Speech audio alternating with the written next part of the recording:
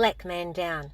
I was aghast when I saw Trump stand outside the church this week with a Bible on the TV news, as if some great white hope dominating force aligning itself with the church or Christian message against the black people fighting oppression in America. All of us gutted at the sight of George Floyd under the boot of a police thug whose charge now, thank God, is at least homicide, after they were going to call it manslaughter. Really, it was murder.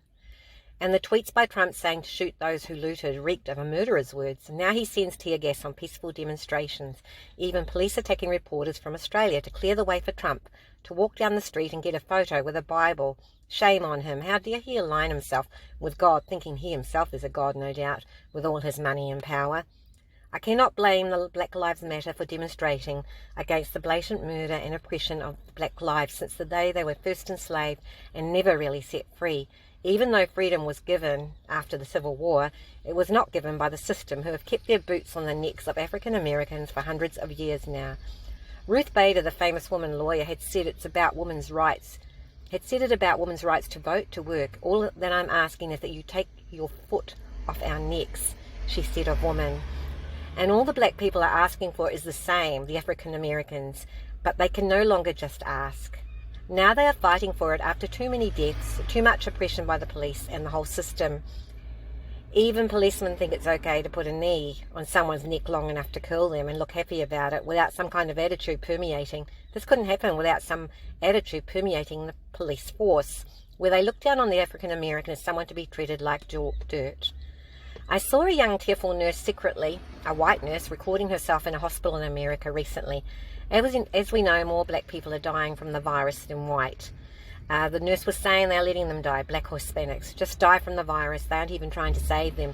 They do the wrong things medically. And when she tried to advocate, she was moved to another patient. She was very tearful. Back here in Australia, we know that Aborigines have also been kept down for years. From the moment Cook sailed in and said there were no people in Australia, they treated the Aborigines like animals and tried to exterminate them. White children were not even taught about their history in school. Only recently have they been told anything like that. Many Indigenous of Australia have died in custody, again in the hands of the police. Big burly policemen. While Aborigine people are small, slim build, the death of 26-year-old David Dungai Jr. in 2015 in Long Bay Prison, as noted in an article by The Conversation by Thalia Anthony, June the 2nd, 2020, was even captured on camera. 4 police on one smaller guy. He cries out the same as George Floyd did. I can't breathe, because they actually can't breathe. But the police don't care. There's 4 policemen on one little guy. These police were not charged. There was no outcry. No one was moved, of course. Only the Aboriginal people, his family and his distraught mother in grief. So much injustice is too much. How dare they, the police and our justice system of white privilege and big money, treat the original inhabitants of Australia like this? Down the road from the prison is a middle-class upmarket area, an elitist university preening to the wealthy students of China, happy to receive money from international students. Meanwhile, the death of someone of their own population at Long Bay Prison was unimportant to those who just want wealth. Our middle-class, diverse, as they proclaim, society of privilege. They will not get away with this. I'm glad there will be Black Lives Matter protests here in Australia. The scenario and police treatment is so similar, more Aborigines dying in custody than white prisoners. The police like to wield their power over those weaker than themselves, apparently. Over 430 Aborigines dying in custody since the last Royal Commission inquiry, or since 1991, into the treatment of the Aborigine. It is sickening.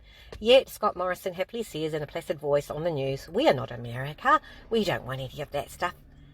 I guess the looting and shooting and violence is what he doesn't want happening in Australia. Actually, we are like America, and the justice system works against the Aborigine while appearing to be their friends, holding them down and letting them die, and no police even gets a manslaughter charge, not even a rap over the knuckles like it's normal or something.